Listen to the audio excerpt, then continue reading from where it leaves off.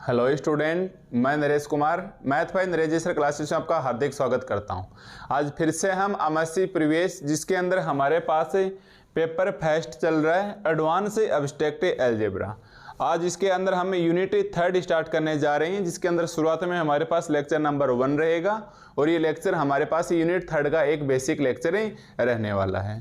ठीक है, तो हम यूनिट 3 स्टार्ट करें उससे पहले इस यूनिट के बारे में कुछ बेसिक इन्फॉर्मेशन जान लेते हैं। तो देखो, ये हमारे पास पेपर फर्स्ट है। पेपर का नाम हम एग्जाम में किस प्रकार से आएगा, एडवांस एब्स्ट्रैक्ट अलजेब्रा। ठीक है भाई, पेपर का नाम एग्जाम में किस प्रकार से आएगा, एडवांस एब्स्ट्रैक्ट अलजेब्रा। और इस पेपर के अंदर हमारे पास JPH की बुक है, जैसा कि आप इस वक्त स्क्रीन के ऊपर देख सकते हैं। और बुक का नाम हमारे पास क्या है, स्टडीज इन अलजेब्रा। ठीक है, तो हमारे पास JPH की बुक रहने वाली है। इसके माध्यम से हम थ्योरम्स वगैरह को प्रूफ ही करने वाले हैं। अभी हम जो सिलेबस पढ़ रहे हैं ये कौन कौन सी यूनिवर्सिटीज़ के लिए है, तो आप इस वक्त स्क्रीन के ऊपर 5 यूनिवर्सिटीज़ का नाम देख पा रहे हैं, जिसके अंदर हमारे पास शेखावाटी यूनिवर्सिटी सीकर है, राजस्थान यूनिवर्सिटी जयपुर है, मत्स्य यूनिवर्सिटी अलवर है और MSB ब्रिज यूनिवर्सिटी भरतपुर और एक ये कोटा ओपन यूनिवर्सिटी है। ठीक है, अब जो राजस्थान यूनिवर्सिटी है उसका सेमेस्टर सिस्टम भी इसी सिलेबस के अंतर्गत आता है। तो ये हो गई हमारे पास यूनिवर्सिटीज। अब वो स्टूडेंट्स चाहे रेगुलर हो या वो प्राइवेट हो या वो अपने आप को नॉन कॉलेजिएट कैंडिडेट बोलता हो, दोनों ही प्रकार के स्टूडेंट्स में कोई दिक्कत नहीं है। सेम सिलेबस है, सेम डे पेपर होगा, सेम नंबर सिस्टम होगा, यानी 100 मार्क्स का इनके लिए आएगा तो 100 ही मार्क्स का इनके लिए आने वाला है। आज हम स्टार्ट करने जा रहे हैं यूनिट 3। ठीक है, अब यूनिट 3 का ऑफिशियली सिलेबस क्या है ये आप एक बार इस वक्त स्क्रीन के ऊपर देख सकते हैं। जो अंडरलाइन किया हुआ है मैं बोल के बताता हूँ कि field theory, extension field, algebraic and transcendental extension, separable and inseparable extension, normal extension, splitting field. फिर Galois theory, the elements of Galois theory, automorphism of extension, fundamental theorem of Galois theory, solutions of polynomial equations by radicals and insolubility of general equations of degree 5 by radicals. ठीक है, तो ये आपने अभी इस वक्त जो स्क्रीन के ऊपर देखा ये हमारे पास ऑफिशियली सिलेबस था। इसके अंदर हमारे पास यूनिट 3 कवर होगी और जो सेमेस्टर सिस्टम से जिन बच्चों के लिए MSc प्रीवियस फर्स्ट सेमेस्टर है उनकी यूनिट 3 और 4 दोनों कवर होंगी। ठीक है, तो चलिए ये हो गया हमारे पास सिलेबस। तो अब आप हेडिंग डालोगे हमारे पास है MSc प्रीवियस की।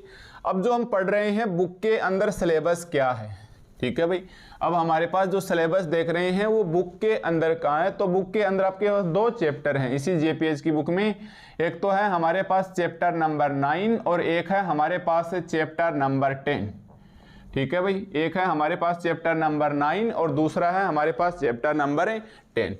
चैप्टर 9 है हमारे पास है फील्ड एक्सटेंशन। चैप्टर है हमारे पास है फील्ड एक्सटेंशन।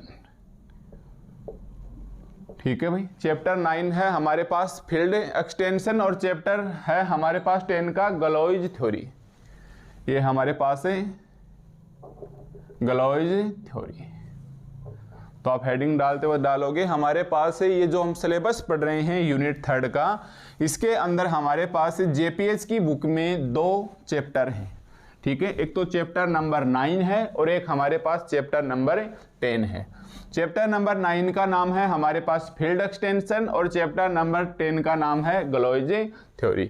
अब जो सेमेस्टर सिस्टम है उनके लिए ये अलग अलग यूनिट है। उनके लिए ये यूनिट 3 फील्ड एक्सटेंशन अलग है और गलोइज थ्योरी यूनिट 4 चैप्टर अलग है। बट जो एनुअल पढ़ रहे हैं, जिनकी साल में एक बार एग्जाम होती है, जिनका हम रेगुलर कोर्स पढ़ रहे हैं, उन स्टूडेंट्स के लिए दोनों ही चैप्टर एक ही जगह आने वाले हैं, फील्ड एक्सटेंशन प्लस गलोइज थ्योरी। अब उनका एग्जाम में क्वेश्चंस नंबर कौन सा आएगा ये आप खूब अच्छे से जानते हैं। अगर यूनिट नंबर 3 चल रही है, अगर हमारे पास यूनिट नंबर 3 चल रही है तो 1 2 3 4 के बाद questions number 5 A and B और questions number 6 A and B आएगा। ठीक है, तो एग्जाम में हमारे पास क्वेश्चंस नंबर 5 आ गया। अब देखो ये हमारे पास आता है चैप्टर 9 से, मतलब ये क्वेश्चन हमारे पास फील्ड एक्सटेंशन का आएगा, ये क्वेश्चन हमारे पास फील्ड एक्सटेंशन का आएगा और इसके अंदर ये हमारे पास गलोइज थ्योरी का आएगा। और ये जो क्वेश्चंस बचता है ये मैक्सिमम फील्ड एक्सटेंशन से पूछा जाता है, मतलब ये चैप्टर 9 से भी पूछ लिया जाता है और कभी कभार चैप्टर 10 से भी पूछ लिया जाता है। इसलिए जो रेगुलर एनुअल बच्चे हैं वार्षिक में एग्जाम एक बार होती है, उनके लिए ये चैप्टर 9 ही काफ़ी है, उनको गलोइज थ्योरी पढ़ने की ज़रूरत नहीं है, क्योंकि मिक्सिंग होती है तो भी ये चैप्टर 9 यहाँ से उठ के यहाँ आता है। ऐसा कभी भी नहीं हुआ कि गलोइज थ्योरी को एक इधर क्वेश्चन दे दिया और एक क्वेश्चन इधर दे दिया। हाँ, सेमेस्टर वाले दोनों चैप्टर पढ़ेंगे, उनकी अलग बात है, ठीक है। तो अपना जो रेगुलर सिलेबस चल रहा है उसके अंदर अगर हमने चैप्टर 9 को कंप्लीट कवर कर लिया है तो हम उसके अंदर एक क्वेश्चन ये भी मिलेगा, एक क्वेश्चन ये भी मिलेगा, क्वेश्चन नंबर 5 पे, और ये ए का भी मिलने की पूरी संभावना है। मिक्सिंग होती है तो इधर से उठ के इधर आ जाएगा, इधर से उठ के इधर आ जाएगा, ठीक है। बट ऐसा नहीं है कि इसके लिए हम गलोइज थ्योरी नहीं पढ़ेंगे। अगर आपके पास एग्जाम में टाइम बच रहा है, मान लो आप समय पर आपने कोर्स सब्सक्रिप्शन ले रखा है और पढ़ रहे हो, तब तो आप इसका गलोइज थ्योरी भी पढ़ लेना। और अगर आपके पास टाइम कम है तो कम से कम एक बार चैप्टर नंबर 9 तक पढ़ के रोक देना, फिर दोबारा कभी टाइम मिले तो जरूर इसे पढ़ना, क्योंकि आगे चल के ये चैप्टर्स बहुत हेल्पफुल है। गलोइज थ्योरी काफ़ी सारी थ्योरम के अंदर अपना अहम योगदान देती है। तो अपन मैटर पूरा पढ़ेंगे, बट एक बार यहाँ तक करके मैं बता दूंगा कि आज फील्ड एक्सटेंशन हमारे पास कंप्लीट हो गए, अब हम चैप्टर 10 स्टार्ट कर रहे हैं। तो उस वक्त तक आप अगर एग्जाम में टाइम कम है तो आप रोक देना है एक बार इसे, ठीक है। तो ये हो गया हमारे पास सिलेबस की इंफॉर्मेशन। तो अब आप हेडिंग डालने लायक हो गए हो कि हम जो पेपर पढ़ रहे हैं एमएससी प्रीवियस, उसके अंदर पेपर फर्स्ट है, एडवांस सब्सट्रैक्ट अलजेब्रा है, यूनिट नंबर 3 है, और यूनिट 3 में आज लेक्चर 1 है, और ये लेक्चर 1 हमारे पास बेसिक लेक्चर रहने वाला है, ठीक है भाई। ये लेक्चर्स हमारे पास बिल्कुल बेसिक लेक्चर रहने वाला है, ओके। तो अब देखो हमारे पास हेडिंग डाल लो चैप्टर नंबर 9 का, ठीक है भाई। अब आप लिख लो यहाँ चैप्टर यूनिट 3 हमारे पास स्टार्ट हो जाती है, चैप्टर नंबर 9 है। तो अब आप हेडिंग डालोगे यहाँ यूनिट 3, और यूनिट 3 के अंदर जेपीएच की बुक के अकॉर्डिंग मैं बता रहा हूँ भाई, जेपीएच की बुक के अकॉर्डिंग आप पहले चैप्टर नंबर 9 को पढ़ोगे। चैप्टर नंबर 9 का नाम है हमारे पास है फील्ड एक्सटेंशन। क्या नाम है भाई? फील्ड एक्सटेंशन, ठीक है। बहुत ही इंपॉर्टेंट यूनिट है भाई, काफ़ी मशक्कत करनी पड़ेगी इसके साथ समझने के लिए। तो आप हेडिंग डालिए फील्ड एक्सटेंशन, ठीक है। तो यहाँ तक तो हम समझते हुए आए कि अपना सिलेबस क्या है, हमें जो पढ़ना है, कितना पढ़ना है, कितना छोड़ना है। छोड़ना वैसे कुछ नहीं है, बट एग्जाम पास में है, टाइम नहीं मिल रहा है, तो चैप्टर 9 कंप्लीट पढ़ के एक बार आप छोड़ दीजिएगा, ठीक है। तो अब आ जाओ हमारे पास यूनिट, यहाँ से मेन यूनिट स्टार्ट नहीं होगी, एक बार इस यूनिट के बारे में बेसिक बताना पड़ेगा, ठीक है। तो देखो सबसे पहले टॉपिक की हेडिंग फिर से आप लगाइए field extension, field extension, okay, field extension. अब देखिए नाम से ही स्पष्ट है, हमें फील्ड का एक्सटेंशन करना है, यानी उसका विस्तार करना है। हमें क्या करना है? एक क्षेत्र का विस्तार करना है। फील्ड को क्या बोलते हैं? क्षेत्र बोलते हैं, ठीक है। अब इस यूनिट की खास बात है, ये यूनिट 3 वेरी वेरी इंपॉर्टेंट है, ठीक है भाई। यह यूनिट 3 है, ये वेरी वेरी इंपॉर्टेंट है। क्यों है? इसके पीछे रीजन है, ये सभी यूनिट आपकी कवर करके चलेगी। ये ध्यान से सुनिए, क्योंकि इस यूनिट को शुरुआत करना मुश्किल हो जाएगा अगर हम छोटी छोटी बातें नहीं सीखेंगे। जैसे सबसे पहले अपने को फील्ड पता होनी चाहिए, मैं भी लिखवाऊंगा कि आपको कितना नॉलेज होना चाहिए। और ऐसा भी नहीं है कि इस चक्कर में हम पूरी बीएससी 3rd ईयर की बातें बता दें जो अपने ज़्यादातर काम में भी ना आए। पर यूनिट 3 इसलिए इम्पोर्टेंट है, इससे पहले आप यूनिट 2 पढ़ चुके होंगे। नहीं पढ़ी है तो पहले आप यूनिट 2 को कंप्लीट पढ़िए, जिसके अंदर लीनियर ट्रांसफॉर्मेशन से और वेक्टर स्पेस नाम से कुछ था, ठीक है। वेक्टर स्पेस नाम से कुछ था। सेमेस्टर सिस्टम्स वाले बच्चों के लिए ये 2nd सेमेस्टर में है, इसलिए वो ज़्यादातर बातें मानते हुए चलेंगे कि ऐसा ही होता होगा, तो उनका 2nd सेमेस्टर में क्लियर हो जाएगा।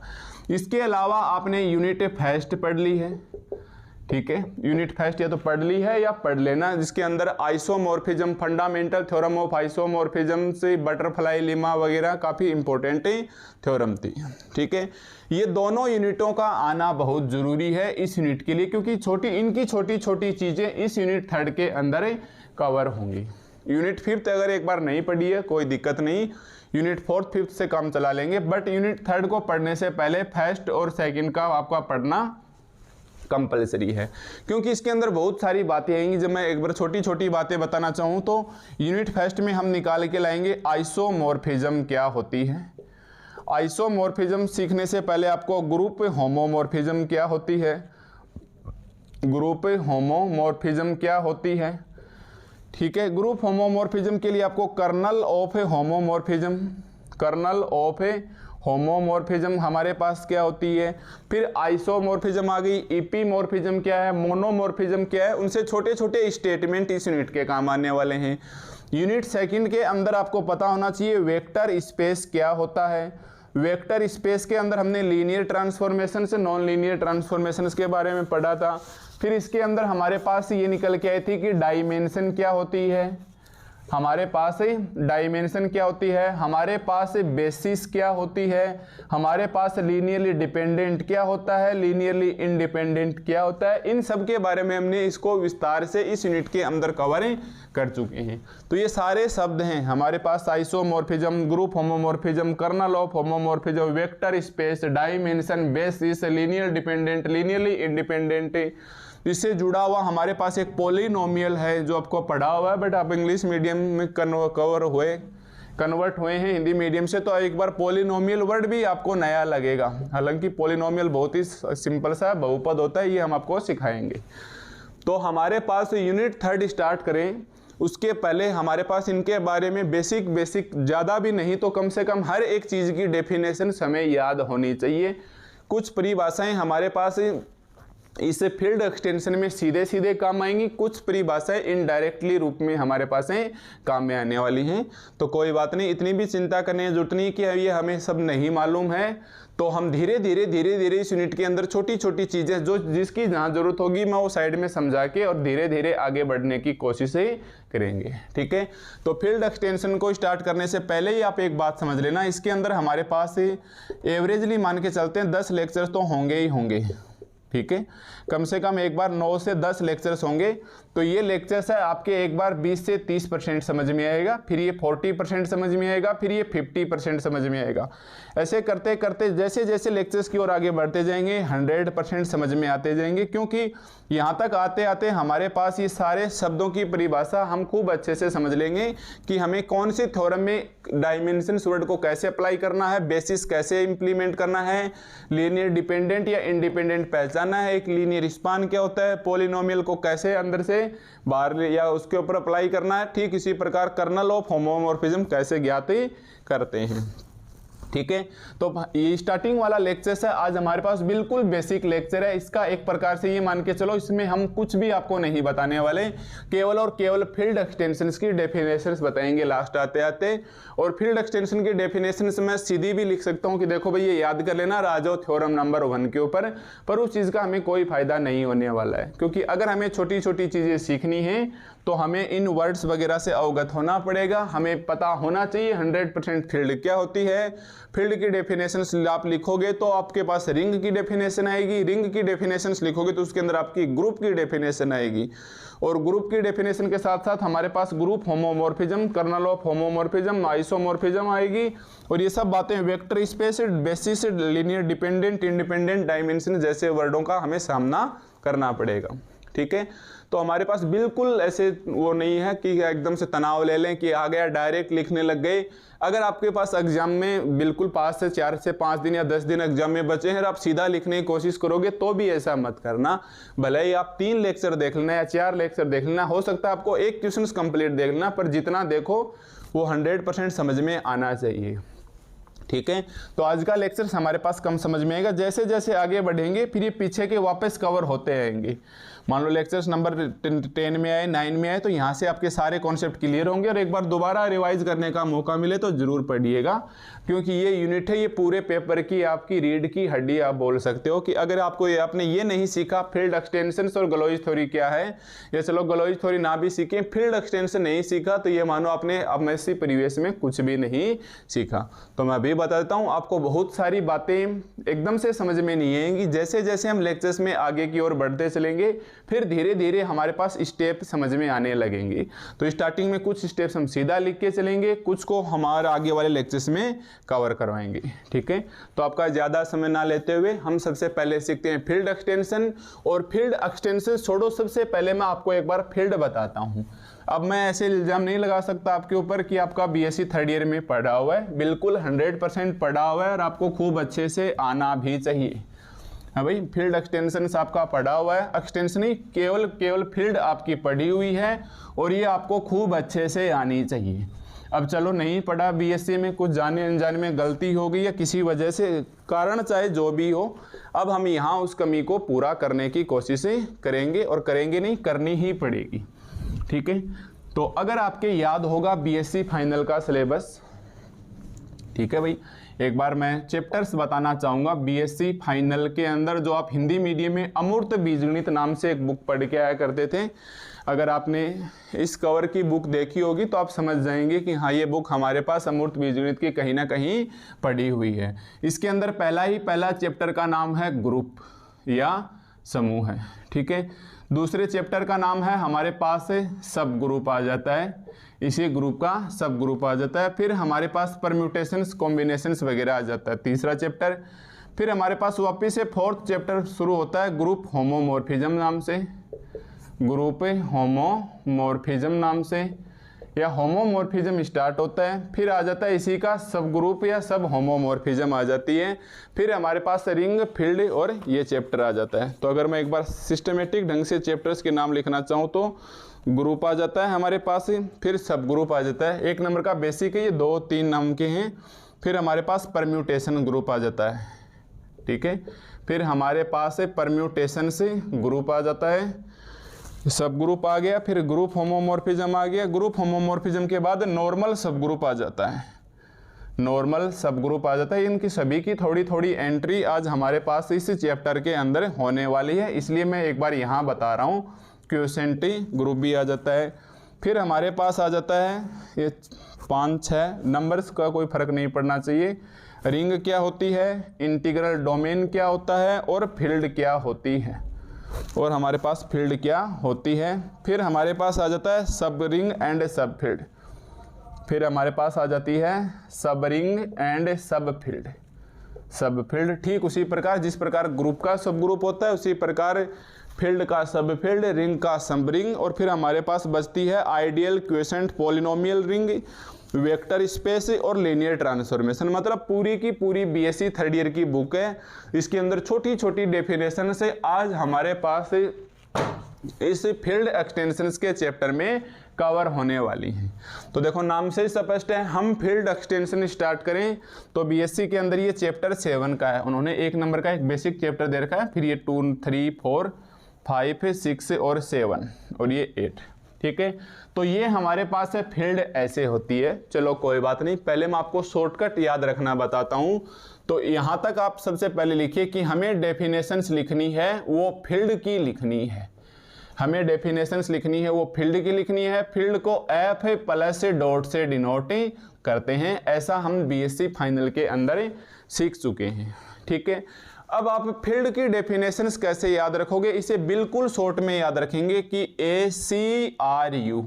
यस, कुछ स्टूडेंट्स इस CRU के बारे में जानते हैं, कुछ स्टूडेंट्स इस CRU के बारे में नहीं जानते हैं, ठीक है।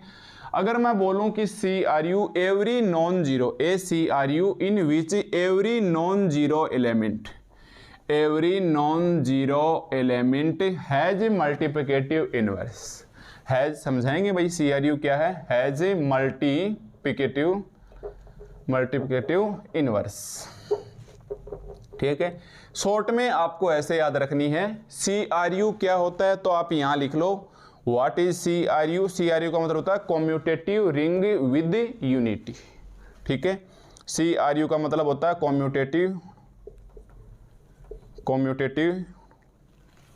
कॉम्यूटेटिव रिंग विद यूनिटी, ठीक है, कॉम्यूटेटिव रिंग विद यूनिटी, ठीक है। ये शब्द है, ये CSIR नेट गेट जैसे एग्जाम में सीधा आता है CRU। CRU का नाम क्या हो गया? कॉम्यूटेटिव रिंग विद यूनिटी, ठीक है। हमें एक बार फील्ड सीखनी है। देखो एक्सटेंशंस हम बाद में सीखेंगे, हम इससे पहले फील्ड एक्सटेंशंस पढ़ें। हम फील्ड क्या होती है इसके बारे में बेसिक जानकारी लेते हैं। फील्ड हमारे पास BSc थर्ड ईयर में चैप्टर नंबर 7 के अंदर थी। फिर देखो फील्ड का सब फील्ड निकालेंगे, रिंग का सब रिंग निकालेंगे, और ये हमारे पास ग्रुप काम आएगा, ग्रुप का सब ग्रुप काम आएगा, और फिर ग्रुप होमोमॉर्फिज्म के अंदर आइसोमॉर्फिज्म, कर्नल ऑफ होमोमॉर्फिज्म से मोनोमॉर्फिज्म, इपीमॉर्फिज्म वगैरह वर्ड्स इधर देखने को मिलेंगे। क्यूसेंट ग्रुप की डेफिनेशन से ये भी हम फील्ड एक्सटेंशन की डेफिनेशन के अंदर मर्ज करेंगे। तो इसीलिए मैं बता रहा हूं कि ये पूरा जाल जंजाल है पीछे की बुक का। तो हमें एक एक दो वर्ड सीखते हुए धीरे धीरे आगे बढ़ना है। तो आज के लेक्चर्स में आप बस केवल सुनते जाइए, लिखते जाइए, छोटे छोटे शब्द हैं, कैसे इसको हम एक्सप्लेन करते हैं और फिर थ्योरम के अकॉर्डिंग कैसे हमें अप्लाई करना है, ठीक है। तो हम आपकी एक प्रकार से बेसिक तैयार कर रहे हैं ताकि हम फील्ड एक्सटेंशंस को अच्छे से सीख चुके।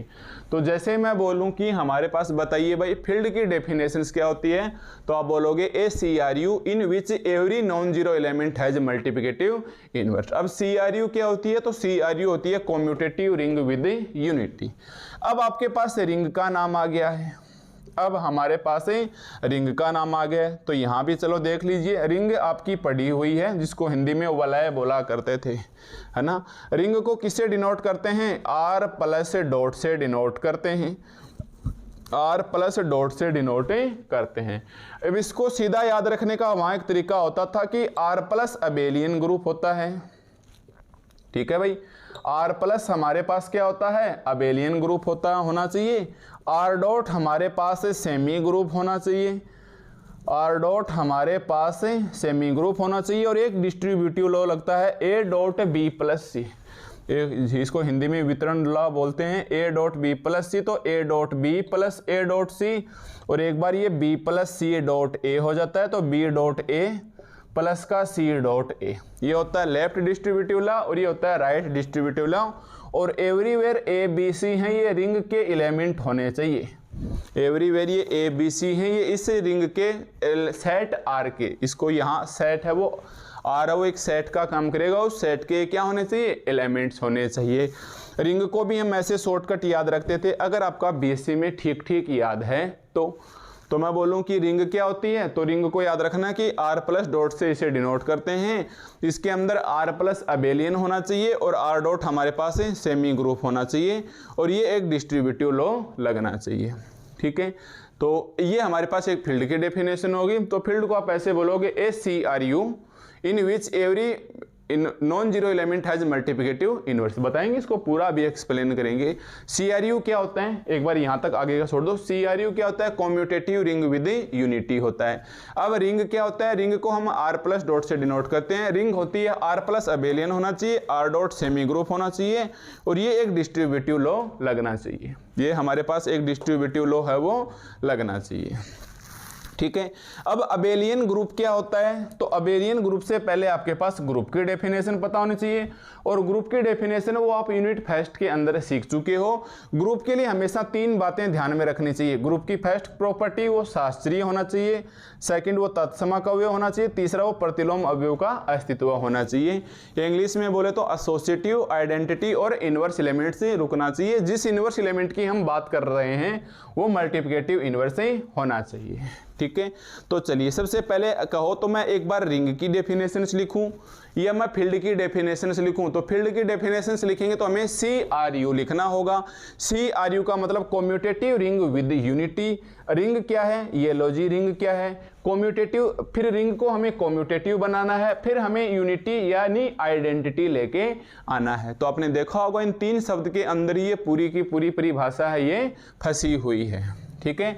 तो देखो अब मैं एक बार फील्ड की ऑफिशियली डेफिनेशंस लिखता हूं। जिस प्रकार की डेफिनेशंस आपने बीएससी थर्ड ईयर के अंदर नहीं भी पढ़ा होगा तो भी याद आ जाएगा एक बार कि हाँ कुछ कुछ इस प्रकार से हुआ करती थी। ठीक है, तो हम यहाँ बोलेंगे एक सेट एफ है, let capital F is non zero set, मतलब ये नॉन जीरो नहीं होना चाहिए, अगर इसके अंदर कोई ना कोई एलिमेंट्स होना चाहिए, अदरवाइज हम इतनी सारी ये प्रोसेस है ये अप्लाई कर ही नहीं पाएंगे, या जितनी भी ये आइडेंटिटी प्रॉपर्टीज है इसका पालन नहीं होगा। तो let F is a non zero set, या F is non zero set, then F plus dot is said to be field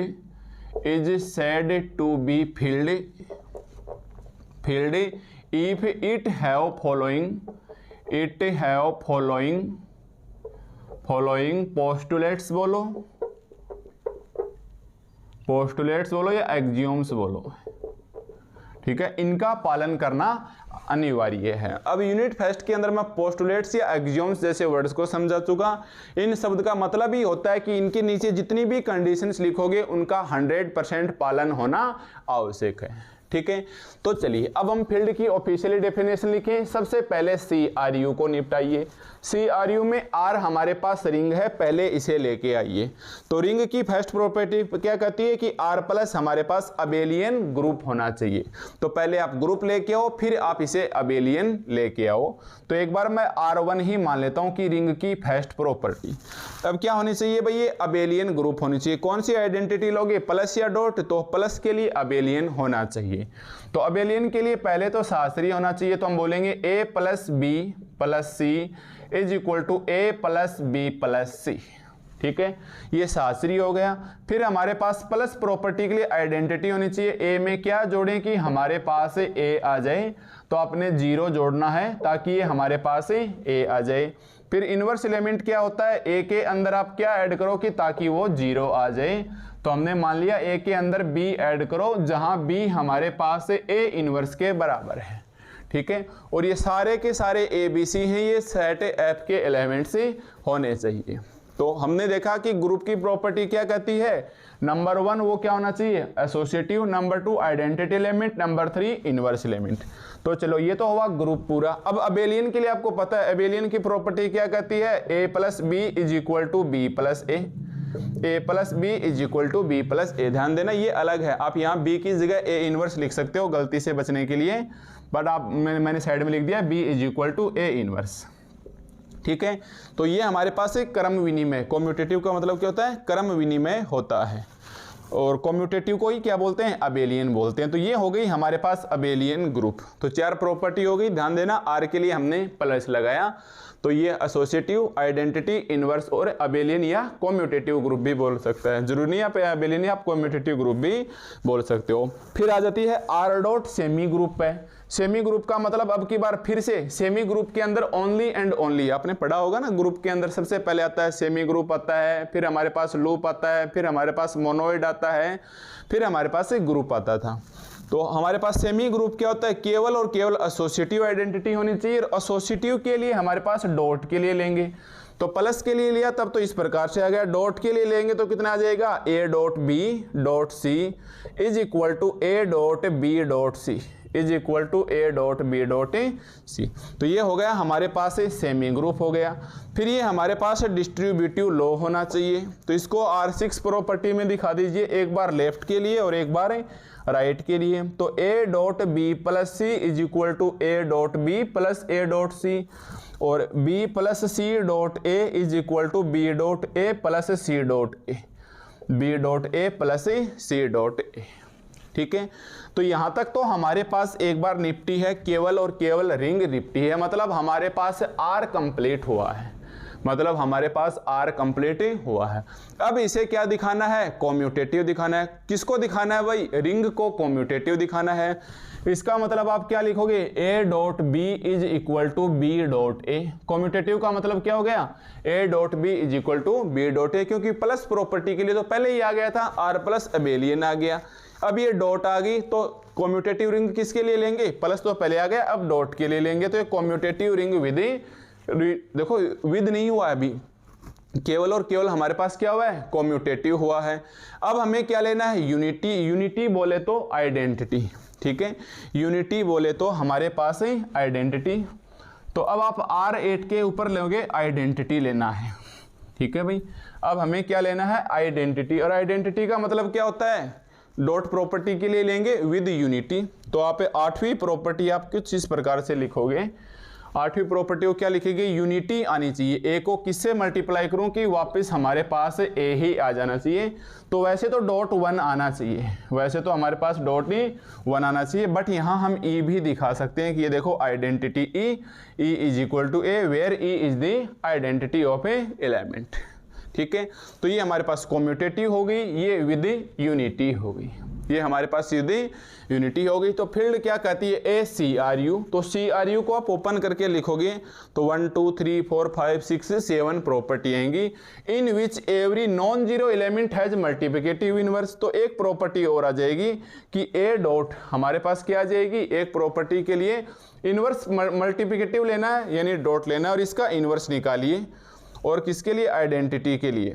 तो वापस हमारे पास ए आ जाना चाहिए, तो वो हमारे पास 1 को बता देगा, वो हमारे पास 1 को बता देगा। और ये बात यही हमारे पास इस यूनिटी के अंदर ही मर्ज हो गई है। बट आप लिखोगे a dot b is equal to e, इसको अच्छे से लिखने के लिए क्या लिखोगे, a dot b is equal to e is equal to b dot A.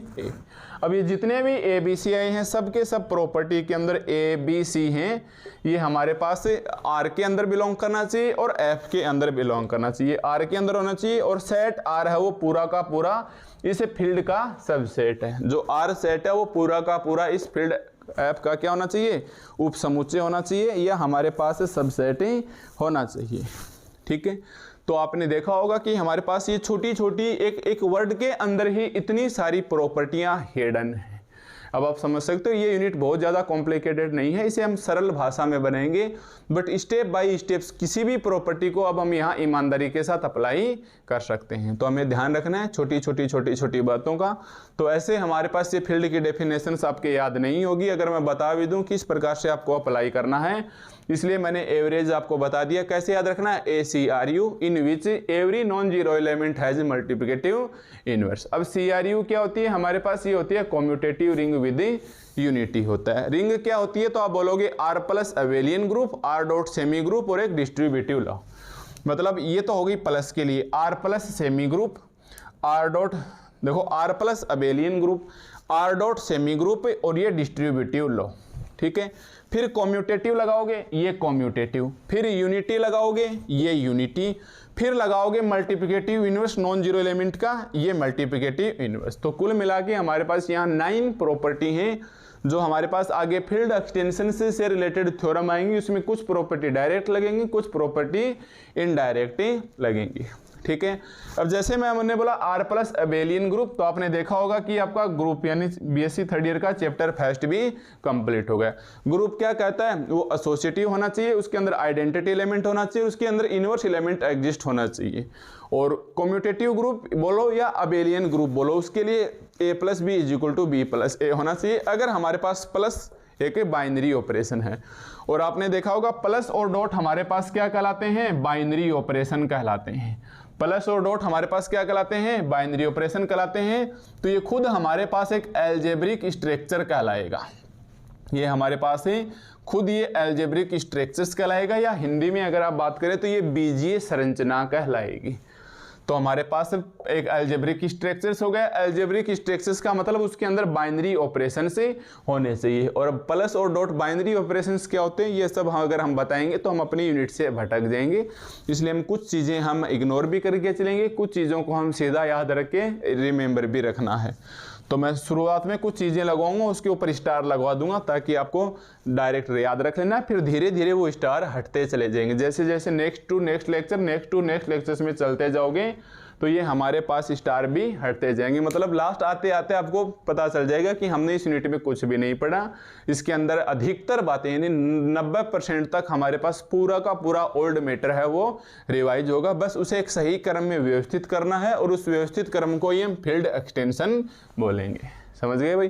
Field से रिलेटेड हमारे पास इतनी सारी प्रॉपर्टियों को हम एक इस क्रम में इसको एक सही से सेट करेंगे या एडजस्ट करेंगे या किस प्रकार से हम अप्लाई करेंगे सारे वर्ड्स को, जिसके अंदर group, homomorphism, basis, dimensions, linear dependent, linearly span, linearly independent, kernel of homomorphism से ग्रुप है, आइसोमॉर्फिज्म जैसे वर्ड्स को कवर करके चलेंगे, वही हमारे पास आगे चल के फील्ड एक्सटेंशन से बन जाएगी। तो आपने देखा कि जैसे ही आप फील्ड पढ़ोगे तो फील्ड के अंदर सबसे पहले CRU आता है। CRU का मतलब रिंग भी आती है।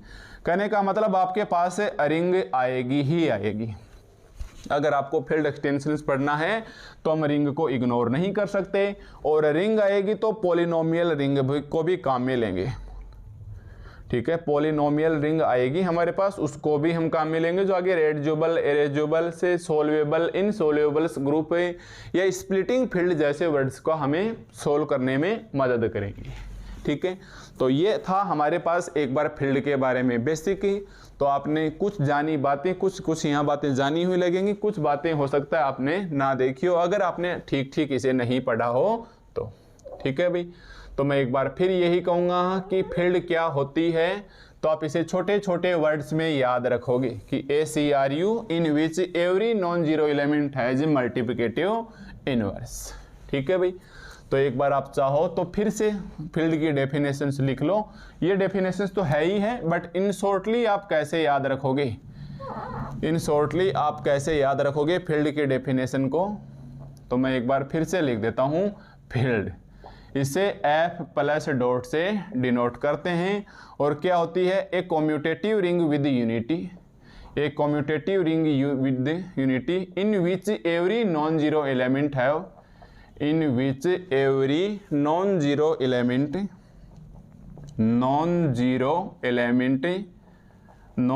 एलिमेंट हैज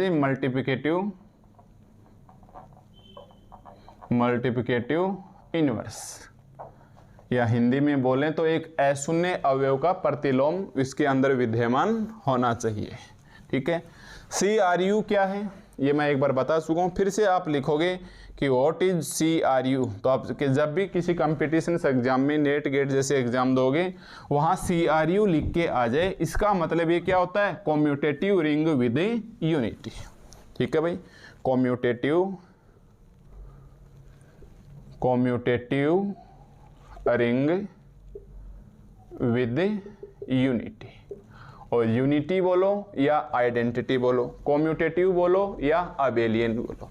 अब बारी आती है रिंग की, तो रिंग क्या होती है इसे हम फिर से शॉर्टकट याद रखेंगे। रिंग को डिनोट करते हैं R प्लस डॉट से। इसकी डेफिनेशन होती है, 2-3 चीज़ों का ध्यान रखना है। नंबर 1 R है वो, ये जो R सेट है ये प्लस के लिए अबेलियन ग्रुप होना चाहिए, ये हमारे पास अबेलियन ग्रुप होना चाहिए। सेकंड है हमारे पास R डॉट है वो हमारे पास सेमी ग्रुप होना चाहिए, R डॉट है वो हमारे पास सेमी ग्रुप होना चाहिए। ठीक है, तीसरा है डिस्ट्रीब्यूटिव लॉ, जिसको आप डायरेक्टली लिखोगे A dot B plus C is equal to A dot B plus A dot C.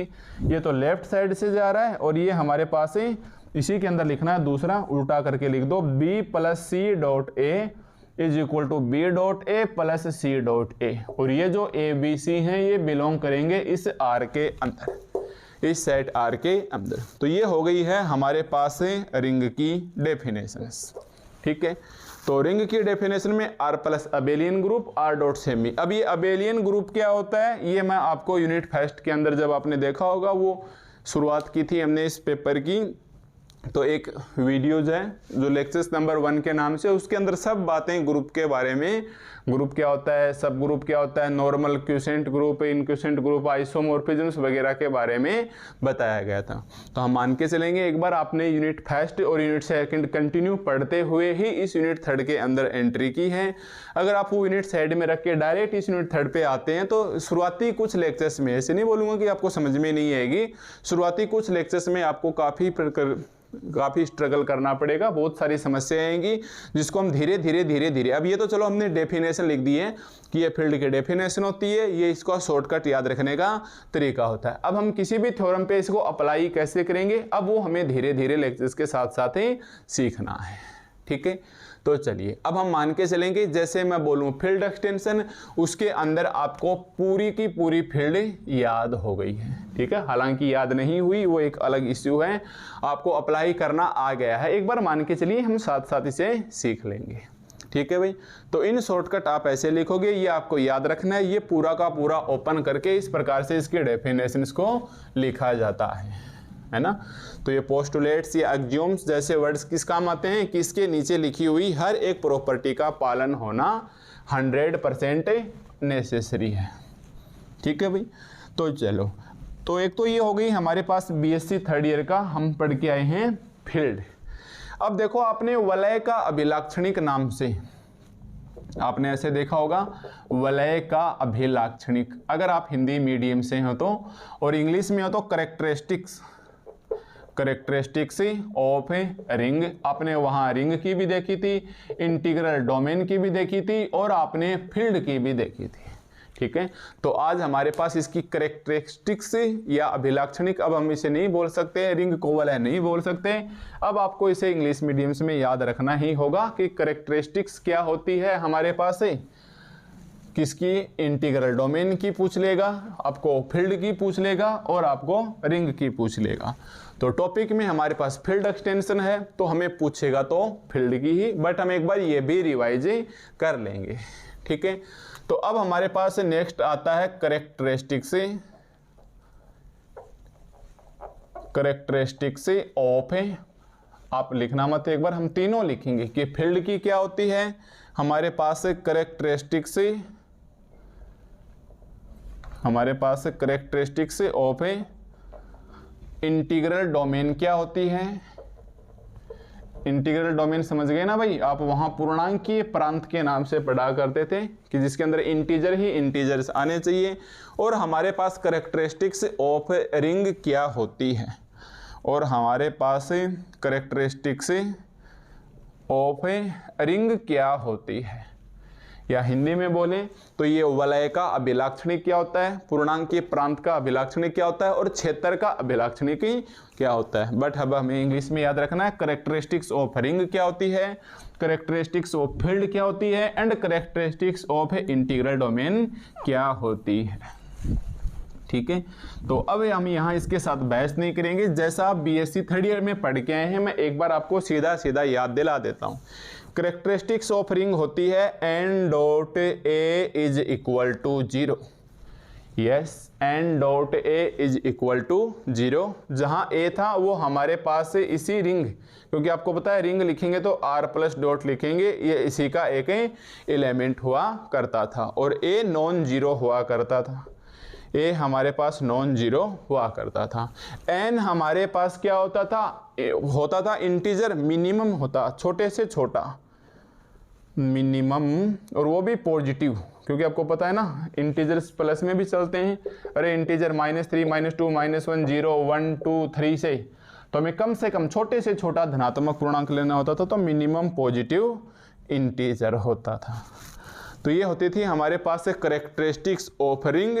Integral domain में एक ही जगह 1 आ जाया करता था, n dot 1 is equal to 0, और इंटीग्रल डोमेन और फील्ड की एक ही बात है, दोनों सेम हुआ करते थे, तो ये भी हमारे पास है 1 आ जाया करता था। तो हमारे सिलेबस के अकॉर्डिंग हमें याद रखना है कि करेक्टरिस्टिक्स ऑफ फील्ड क्या होती है, तो आप बोलोगे n dot 1 is equal to 0। अभी हमारे पास आगे फील्ड एक्सटेंशन से रिलेटेड थ्योरम आएंगी, जिसके अंदर हमें ऐसा सब देखने को मिल जाएगा कि करेक्टरिस्टिक्स ऑफ फील्ड क्या होती है। तो इंटीग्रल डोमेन की और फील्ड की सेम होती है, n dot 1 is equal to 0, जबकि हमारे पास रिंग की क्या होती है, n dot a is equal to 0, यहाँ a सेट R का ही एलिमेंट्स है, ठीक है।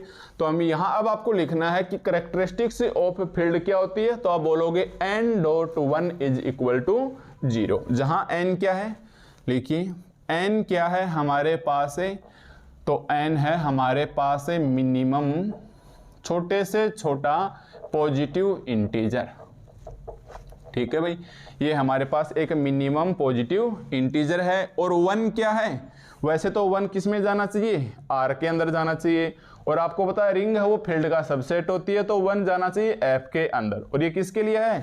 डॉट के लिए। देखो डॉट के लिए, डॉट को क्या बोलते हैं? मल्टीप्लिकेटिव इनवर्स बोलते हैं। तो 1 क्या हो गया? आइडेंटिटी हो गया, ये आइडेंटिटी एलिमेंट हो गया। किसके लिए हो गया भाई? फॉर डॉट है ना, multiplicative inverse, for multiplicative inverse के लिए हो गया है। तो ये हमारे पास मैं बोलूं कि n क्या है, तो n है मिनिमम पॉजिटिव इंटीजर, और 1 क्या है? Identity element for multiplicative inverse. ठीक है, identity element for multiplicative inverse. Okay, तो ये आपको याद रखना है कैरेक्टरिस्टिक्स ऑफ फील्ड। अब मैं इसे सिंपल भाषा में लिख देता हूँ। किसके लिए भाई? Identity in elements for multiplicative inverse.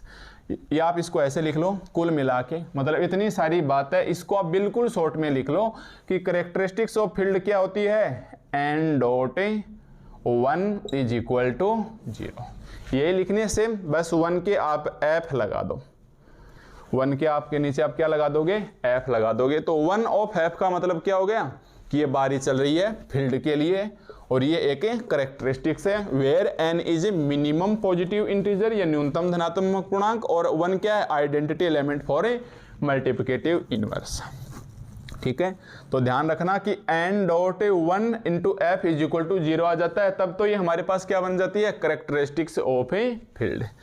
अब यहाँ आप नोट लगा के लिख लो, ये छोटी छोटी बातें हमें सीखनी है कि अगर n डॉट 1 ऑफ एफ अगर ये 0 के बराबर नहीं हुआ तो, है ना, अगर ये 0 के बराबर नहीं हुआ तो ये हमारे पास कहेगी तो फील्ड ही, बट ये हमारे पास मॉड्यूलर फील्ड कहलाएगी। अब ये हमारे पास क्या कहलाएगी? मॉड्यूलर फील्ड कहलाएगी। अब अपने को पीछे के हिंदी शब्दों पे नहीं जाना है, अब हमें हर एक वर्ड्स को इंग्लिश मीडियम में ही रखना है।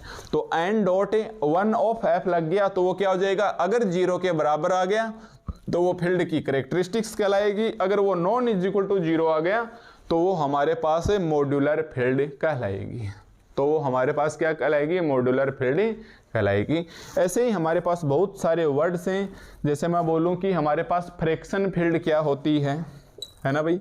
अब मैं बोलूं कि हमारे पास फ्रैक्शन फील्ड क्या होती है, पॉलिनोमियल रिंग क्या होती है, अलग लिखना भाई इसको।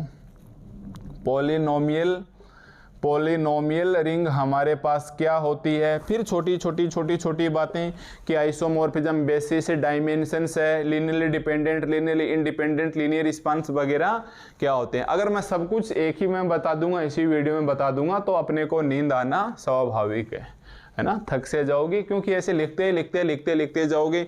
अगर एग्जाम के दिनों में बैठे हो, बिल्कुल एग्जाम पास में है, तो ऐसे आपको थोड़ा सा गुस्सा भी आएगा कि हो क्या रहा है आपके साथ है, बट होगा कुछ नहीं। धीरे धीरे लेक्चर्स में आगे की ओर बढ़ते जाएंगे और हल्के हल्के स्पीड से आगे बढ़ना। ऐसे नहीं कि बहुत ज़्यादा उतावलेपन से, जितनी ज़्यादा आप इसमें देखने की कोशिश करोगे इस पूरी यूनिट को, आप उतना ही पीछे चले जाओगे। इसलिए इसको बिल्कुल टाइम निकाल के पढ़िए, भले ही आप कम पढ़ लीजिएगा, बट जितना पढ़ो उसका 100% याद होना चाहिए। इससे पहले आपके यूनिट फर्स्ट और सेकंड की बहुत सारी परिभाषाएं याद होनी चाहिए, वैसे मैं साथ साथ याद दिलाता रहूँगा। ठीक है भाई, तो ये तो हो गया हमारे पास। एक बार बेसिक्स मेरे सब बताना चाहिए, फ्रैक्शन फील्ड, पॉलिनोमियल रिंग्स वगैरह, इतने सारे वर्ड्स हैं, सेपरेबल, इनसेपरेबल, रिड्यूसिबल, इरेड्यूसिबल्स वगैरह करके, बट हम उसे एक बार में ही एक साथ नहीं लिखवाएंगे। हम जहाँ जहाँ थ्योरम में अप्लाई होगा वहाँ हम लिखाते चलेंगे और धीरे धीरे हम सिलेबस में आगे की ओर बढ़ते रहेंगे। और अगर मैं बेसिक बताने लग गया तो 2 लेक्चर 3 लेक्चर उसी में चले जाएंगे, और ख़ास बात है वो सीधे सीधे एग्जाम में भी नहीं आएंगे, तो वो आपको उतना अच्छा फ़ायदा नहीं होगा जितना मैं बताऊँगा। ठीक है, इसलिए दूसरा तरीका ये, थोड़ा सा सीखिए, उसे इम्प्लीमेंट कीजिए, फिर थोड़ा सा नया सीखिए, उसे अपना थ्योरम में मर्ज कीजिएगा, साथ साथ सीखते चलिएगा और आगे बढ़ते चलिएगा। ठीक है, तो एक बार के लिए केवल बस इतना ही। अब हम यहाँ से बिल्कुल सीधा स्टार्ट कर रहे हैं। ठीक है भाई, अब यहाँ हम बिल्कुल डायरेक्टली स्टार्ट कर रहे हैं, जिसके अंदर सबसे पहले हम फील्ड एक्सटेंशंस को लेके चल रहे हैं। ठीक है, तो पुरानी बातें हैं साथ साथ बताते रहेंगे। आज के लिए केवल इतना ही काफ़ी है कि आप इतने सब चीज़ों के बारे में जान लो, और इतनी सब चीज़ें नहीं बताई आज, केवल और केवल पीछे का ही रिवाइज किया। उसके अंदर भी 2 ही बातें रिपीट हुई हैं कि हमारे पास फील्ड क्या है और हमारे पास ही रिंग क्या है। तो रिंग और फील्ड को ध्यान में रखते हुए हमें फील्ड के अंदर घुसना है। अब आप हेडिंग डाल लीजिएगा अपने कि यहाँ से आपका सिलेबस एक्चुअली स्टार्ट होता है। ठीक है, तो यूनिट 3 यहाँ से स्टार्ट होती है। अब हम इसको पढ़ने लायक हो गए हैं कि हमारे पास फील्ड एक्सटेंशन क्या होती है। तो सबसे पहले आप फिर से एक बार हेडिंग डालिए कि फील्ड एक्सटेंशन से, फील्ड एक्सटेंशन का सिंबल है K/F। ध्यान देना, इसका सिंबल बदल सकता है समय के साथ साथ या थ्योरम्स के एडजस्टिंग, मतलब इन सिंबल को बदल सकता है K और F को। हालांकि अपने यहाँ नहीं बदलेगा, but in competitions GATE NET जैसे एग्जाम में ये पूर्णतः चेंज हो जाएगा। फिर भी हमें ध्यान रखना है कि फील्ड एक्सटेंशंस क्या होता है, K/F। और इसको याद भी कैसे रखना है, बीएससी फाइनल की तर्ज के ऊपर याद रखना है। वहाँ आपने क्वोशेंट ग्रुप, है ना, क्वोशेंट ग्रुप आपने पढ़ा होगा, और मैं अपनी यूनिट फर्स्ट के अंदर भी इसको रिपीट किया था भाई। यस, मेरे खूब अच्छे से याद है, हमने यूनिट फर्स्ट के अंदर भी इसे रिवाइज किया था, जिसके अंदर हमने नॉर्मल सब ग्रुप नाम से लिया था। वहाँ अगर आपकी याद होगा एन नॉर्मल सब ग्रुप जी लिया था। इसके अंदर हमारे पास क्वोशेंट ग्रुप आता है, हिंदी में इसे विभाग ग्रुप बोलते हैं, बट इसे हम इस प्रकार से डिनोट किया करते थे G/H, है ना भाई, G/H। अगर ठीक ठीक याद हो तो हमने G/H को HA परिभाषित किया था, HA = AH, A बिलोंग करता है G के अंदर। कुछ इस प्रकार से लेफ्ट राइट करके इसको बताया था। बट आप इस प्रकार से याद रखोगे कि क्वोशेंट ग्रुप हमारे पास किस प्रकार होता है, G/H। यहाँ देख लो G/H, जहाँ G क्या हुआ करता था भाई, ग्रुप हुआ करता था, और H हमारे पास क्या हुआ करता था, ग्रुप का ही सबसेट हुआ करता था या सब ग्रुप हुआ करता था। मतलब ऐसे होता था कि H सब ग्रुप है G का। या और ज़्यादा अच्छे से समझो तो ऐसे समझ लो, ये है 1 2 3 4 5 पे, और ये H है हमारे पास है 2 3 4। तो आप यहाँ से देख के बोल सकते हो कि पूरा का पूरा H O G के अंदर जा रहा है। तो ये हमारे पास कहीं ना कहीं क्वोशेंट ग्रुप हुआ करता था। इसके अंदर देखिए, ध्यान दीजिएगा, ऊपर हमारे पास ग्रुप है और नीचे हमारे पास है सब ग्रुप। आज क्या चल रहा है, फील्ड एक्सटेंशन चल रही है। तो ऊपर हमारे पास फील्ड, नीचे हमारे पास है सब फील्ड।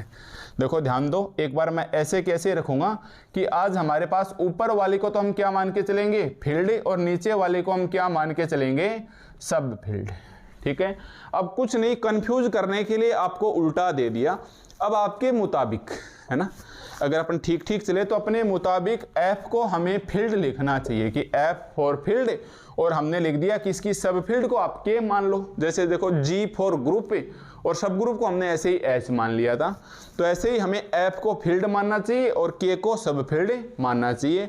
बट ये आपका माइंड का विकास करने के लिए, मतलब आपकी कैपेसिटी ज़्यादा हो, याद रखने की क्षमता हो, आपको किसी भी चीज़ में मेच्योर बनाने के लिए इन्होंने उल्टा कर दिया कि नहीं आप उल्टा याद रखिए, ताकि अपने माइंड के ऊपर कुछ प्रभाव पड़ सके कि आप K को फील्ड बोलिए और F को सब फील्ड बोलिए। यस, K को आप फील्ड बोलिए, F को आप सब फील्ड बोलिए।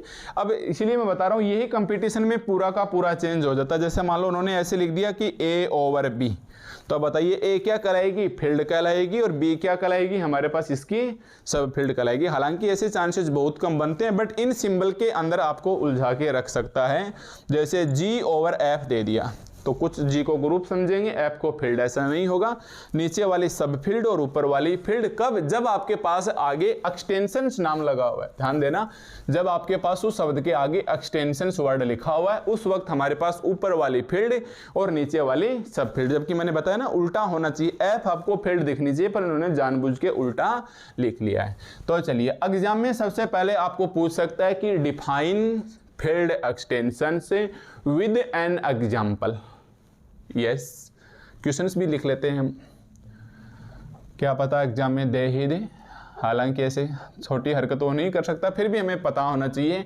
Define field extension, define field extensions with in two examples, with in two examples.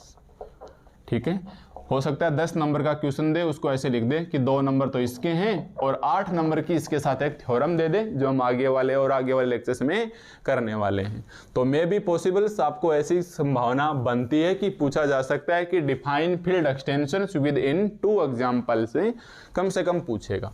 तो सबसे पहले हमें फील्ड की क्या लिखनी है, डेफिनेशंस लिखनी है। कैसे लिखोगे फील्ड की डेफिनेशन से? आपने लिख दिया है K/F, तो बताइए ऊपर वाली को क्या बताओगे, फील्ड, एंड नीचे वाली को क्या बताओगे, सब फील्ड। तो लिखिए कि let K be a field. ठीक है भाई, लेट K, और K छोटा मत लिखना भाई, सेट के साइन है, सारे के सारे समुच्चय के साइन है, बड़े लिखेंगे। Let K be a field and its सब field, and F be, and capital F है वो इसकी सब फील्ड है, वो इसकी क्या है भाई, इसकी सब फील्ड है। देन यस, हो गया ना उल्टा, वरना मैं ऐसे लिखना चाहिए था कि माना F एक फील्ड है, कि इसका एक है सब फील्ड है, पर कोई बात नहीं, उल्टा लिखवाना चाह रहा तो अपने को उल्टा लिख लो। देन ये ऊपर वाला K, then capital K is called या सेड टू बी, यही हमारे पास क्या कहलाएगा, फील्ड एक्सटेंशन कहलाएगा। यही हमारे पास फील्ड एक्सटेंशन कहलाएगा, फील्ड एक्सटेंशंस कहलाएगा ओवर इट्स सब फील्ड F, ओवर इट्स सब फील्ड, ओवर इट्स सब फील्ड F, ओवर इट्स सब फील्ड F। केवल इतना सा समझिए, सिंपल से सिंपल डेफिनेशंस लिखी और कम से कम शब्दों में लिखी है। और याद रखना है, जिस प्रकार आप क्वोशिएंट ग्रुप या विभाग ग्रुप पढ़ा करते थे G/H को, वही वाला है, बस K/F लिख दिया, वहां ग्रुप और सब ग्रुप चला करते थे, तो यहाँ हमने फील्ड और सब फील्ड बोल दिया और सिंबल कर दिए उल्टे, फील्ड को F की बजाय K कर दिया और K को सब फील्ड की बजाय फील्ड बना दिया है। ठीक है, तो सेम ये हमारे पास सिंबल हो गए। तो जैसे ही एग्जाम में आपको पूछे कि फील्ड एक्सटेंशंस क्या कहलाता है, तो आप बोलोगे कि डिफाइन, एग्जाम में क्वेश्चंस कैसे पूछ सकता है, define field extensions within 2 examples. तो let capital K be a field and capital F be its सब field, then K is called field extensions over sub field F। मतलब extension कहलाएगा साथ साथ अगर ये सब फील्ड को अपने साथ कवर करके जा रहा है तब। ठीक है, अब ये ओवर इट्स सब फील्ड F को आप ऐसे भी बोल सकते हो। दूसरा एक प्रकार से ये भी सिंबल हो गया K/F, ध्यान से देखना, फील्ड एक्सटेंशन ओवर इट्स सब फील्ड F, तो एक प्रकार से ये भी सिंबल हो गया। और ये सिंबल अगर आपने यूनिट सेकंड पढ़ा तो आपको पक्का पता है ये वेक्टर स्पेस है V/F, है ना। ये भी हमारे पास वेक्टर स्पेस होता था ना V/F, जहां ये हमारे पास फील्ड हुआ करती थी और ये हमारे पास वेक्टर हुआ करते थे, है ना। ये हमारे पास फील्ड हुआ करती थी, ये हमारे पास वेक्टर हुआ करते थे। ठीक इसी प्रकार F हमारे पास आ जाए, फील्ड की बजाय सब फील्ड बन जाएगी और K हमारे पास है, मतलब field it's over sub field. एक प्रकार से क्या बोले, फील्ड ओवर इट्स सब फील्ड, और इसको फील्ड की बजाय फील्ड एक्सटेंशंस बोल दिया गया ओवर इट्स सब फील्ड F। ठीक है, ओवर इट्स सब फील्ड F। अब रही बात एग्जाम्पल के लिए, तो इसका लिख लो एग्जाम्पल, सिंपल सिंपल एग्जाम्पल हैं। जैसे मैं बोलूं कि complex over complex, yes, complex over complex field extension है। मैं बोलूं complex over R field extension है, बट ऐसे नहीं होगा, R/C know field extension, know field extension, ये नहीं है भाई। क्यों नहीं है? क्योंकि आप समझ गए R और C ऐसे नहीं हो सकता कि इसके अंदर आ जाए। जैसे मान लो C के अंदर ये आ गए 1 और आयोटा और माइनस आयोटा, और अब बताओ ये C सबसेट होगा क्या R का? नहीं होगा, क्योंकि रियल नंबर के अंदर आयोटा आना ही नहीं चाहिए। उल्टा हो सकता है इसका, अगर हमारे पास R 1 और -1 है तो C आपको पता है कॉम्प्लेक्स के अंदर सब कुछ, सभी सबसे बड़ा नंबर कौन सा होता है? Complex number.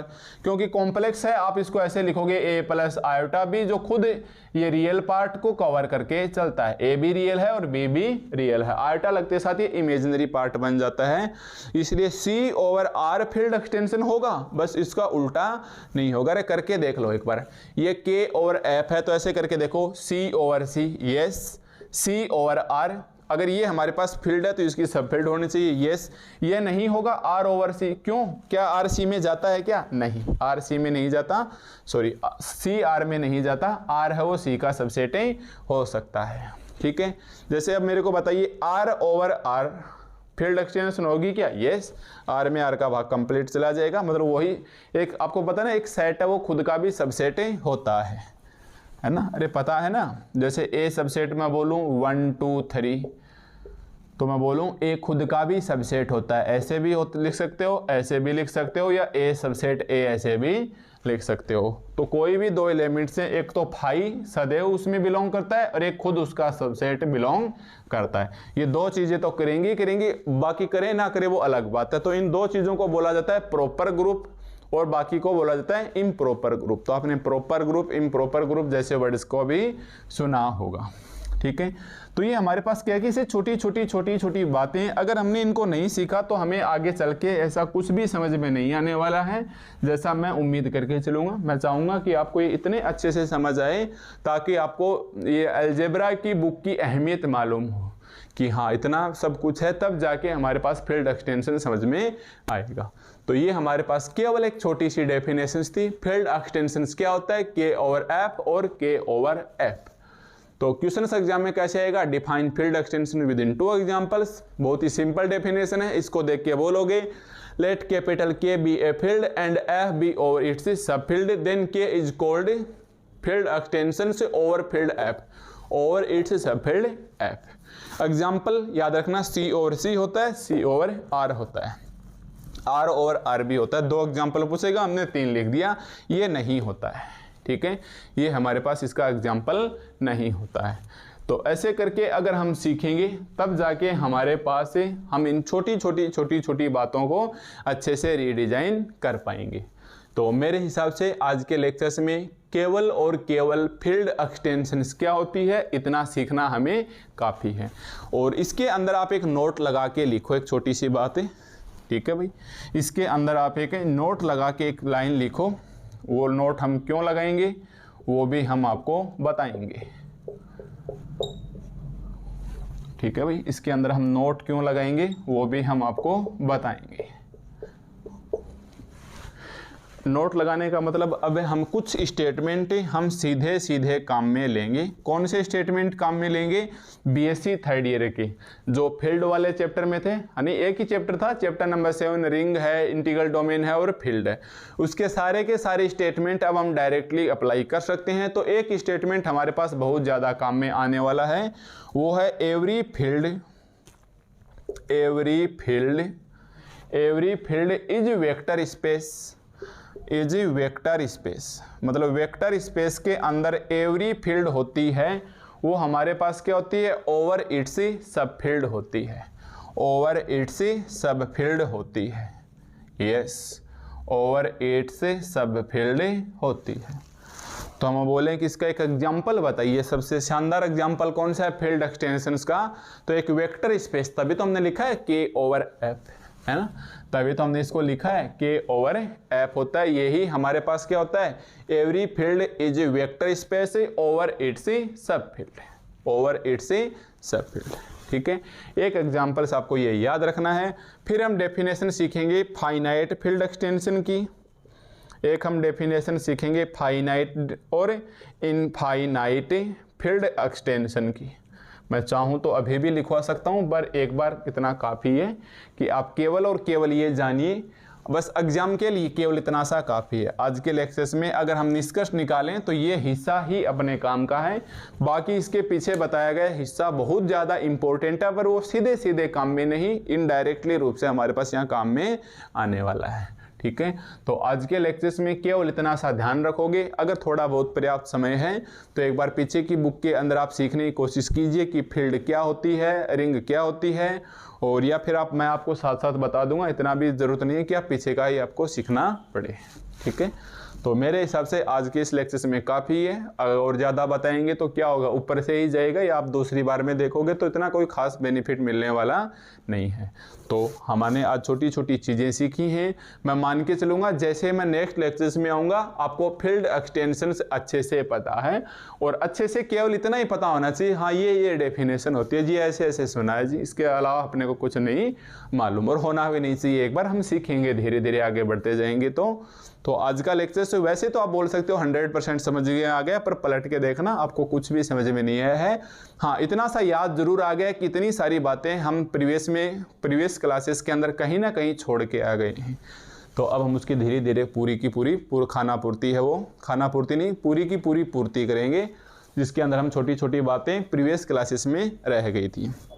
और ख़ास बात है अप्लाई कैसे करेंगे थ्योरम के अंदर, वो सीखना ज़्यादा इम्पोर्टेंट है। ठीक है, तो अब आपको मिलेंगे फील्ड एक्सटेंशंस, आपको याद होनी चाहिए, इतनी सी डेफिनेशंस, ये उसके कुछ एग्जाम्पल हैं, ये एक स्टेटमेंट है, हम बहुत बार इसको थ्योरम के अंदर काम में ले लेंगे। चलते चलते कहीं भी लिख देंगे कि every field is vector space और इट्स ए सब फील्ड है। ठीक है, तो इसको विशेष तौर के ऊपर ध्यान रखोगे, और इसमें बाकी सीरियसली लेने की जरूरत नहीं है। जितनी चीज़ें अभी आपको बताई हैं फील्ड और रिंग की, वो आने वाले लेक्चर्स में धीरे धीरे साथ साथ अप्लाई करना सिखा दिया जाएगा। ठीक है, तो अब दीजिए इजाज़त, मिलेंगे आपको नेक्स्ट लेक्चर नंबर 2 के अंदर।